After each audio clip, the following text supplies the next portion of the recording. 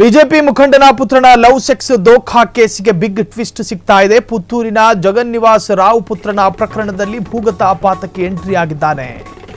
BJP ಮುಖಂಡನ ಪುತ್ರನ love sex ದೋಖಾ ಕೇಸಿಗೆ big twist. ಪುತ್ತೂರಿನ ಜಗನ್ನಿವಾಸ್ ರಾವ್ ಪುತ್ರನ ಪ್ರಕರಣದಲ್ಲಿ ಭೂಗತ ಆಪಾತಕ್ಕೆ ಎಂಟ್ರಿ ಆಗಿದ್ದಾನೆ.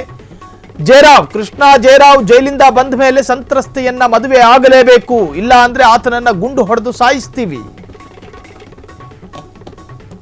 ಭೂಗತಾಪಾತಕ್ಕೆ ಕಲಿಯೋಗೇಶ್ ಹೆಸರಲ್ಲಿ ಖಾಸಗಿ ವಾಹಿನಿ ವರದಿಗಾರನಿಗೆ ಕರೆ. ಬಿಜೆಪಿ ಮುಖಂಡನ ಪುತ್ರನಿಂದ ಓರ್ವ ಯುವತಿಗೆ ಮೋಸ ಆಗಿತ್ತು. ಆಕೆಯನ್ನ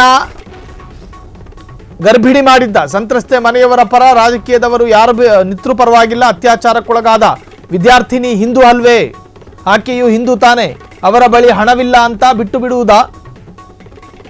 ಭೂಗತ ಪಾತಕಿಯೊಬ್ಬ ಫೋನ್ ಮಾಡಿ ಹೇಳಿದ್ದಾನೆ. ಹಿಂದೂ ಸಂಘಟನೆ ಮತ್ತು ಬಿಜೆಪಿ ನಾಯಕರ ವಿರುದ್ಧ ಆಕ್ರೋಶವನ್ನು ವ್ಯಕ್ತಪಡಿಸಿದ್ದಾರೆ. ಭೂಗತ ಪಾತಕಿ ಕಲಿಯೋಗೇಶ್ ಹೆಸರಲ್ಲಿ ಖಾಸಗಿ ವಾಹಿನಿಯ ವರದಿಗಾರನಿಗೆ ಕರೆ ಬಂದಿದೆ. ಆ ಕರೆಯಲ್ಲಿ ವೆರಿ ಕ್ಲಿಯರ್, ಬಿಜೆಪಿ ಮುಖಂಡನ ಮಗನಿಂದ ಆದಂತಹ ಒಂದು ತರಹದ ಲವ್ ಸೆಕ್ಸ್ ದೋಖಾ, ಆ ಒಂದು ಕೇಸಿಗೆ ಸಂಬಂಧಪಟ್ಟ ಹಾಗೆ ಪ್ರೀತಿ ಮಾಡ್ದ, ಪ್ರಣಯ ಮಾಡ್ದ, ಅದಾದ ನಂತರ ಮೈ ಮುಟ್ಟದ, ಆಕೆ ಗರ್ಭಿಣಿಯಾದ್ರು.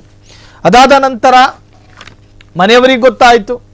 ಸೊ ಈ ಹುಡುಗನನ್ನ ಸೇಫ್ ಮಾಡೋದಕ್ಕೋಸ್ಕರ ದೂರ ಎಲ್ಲೋ ಇಟ್ಟಿದ್ರು ಅಜ್ಞಾತ ಸ್ಥಳದಲ್ಲಿ. ಅದಾದ ನಂತರ ಪೊಲೀಸ್ ತನಿಖೆಯಲ್ಲಿ ಹುಡುಗ ಸಿಕ್ಕಾಕೊಂಡ. ಸೊ ಈಗ ಈ ಪ್ರಕರಣದಲ್ಲಿ ತಂದೆ ಮಗ ಇಬ್ರು ಜೈಲಲ್ಲಿದ್ದಾರೆ. ಆದರೆ ಈ ಪ್ರಕರಣದಲ್ಲಿ ಆ ಸಂತ್ರಸ್ತೆಯ ತಾಯಿ, ಆಕೆಗೆ ಯಾವ ಹಿಂದೂ ಸಂಘಟನೆಗಳು ಕೂಡ ಸಹಾಯಕ್ಕೆ ಬರಲಿಲ್ಲ. ಕಾರಣ ಈತನೂ ಹಿಂದೂ, ಆಕೆಯು ಹಿಂದೂ ಅನ್ನೋ ಕಾರಣಕ್ಕೋಸ್ಕರ. ಅದಾದ ನಂತರ ಪುತ್ತಿಲ ಪರಿವಾರ, ಅದೇ ಭಾಗದಲ್ಲಿರ್ತಕ್ಕಂಥವರು, ಅವರು ಕೆಮ್ಮಲು ಇಲ್ಲ, ಸೀನ್ಲೂ ಇಲ್ಲ. ಈ ಪ್ರಕರಣದಲ್ಲಿ ಹರೀಶ್ ಪೂಂಜಾ ಒಂದೇ ಒಂದು ಮಾತು ಈವರೆಗೂ ಬಂದಿಲ್ಲ. ಭರತ್ ಶೆಟ್ಟಿ ಪಾಪ ಅವ್ರ ಗಂಟ್ಲಿಗೆ ಏನು ಸಮಸ್ಯೆನೂ ಗೊತ್ತಿಲ್ಲ, ಈವರೆಗೂ ಮಾತನಾಡಿಲ್ಲ.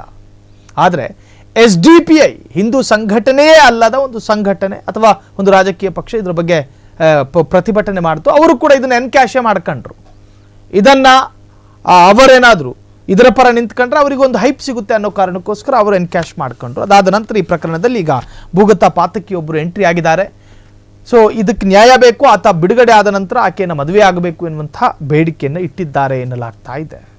ಹೊಸ ಸುದ್ದಿಗಳ ನೋಟಿಫಿಕೇಶನ್ಗಾಗಿ ಬೆಲ್ ಐಕಾನ್ ಮೇಲೆ ಕ್ಲಿಕ್ ಮಾಡಿ.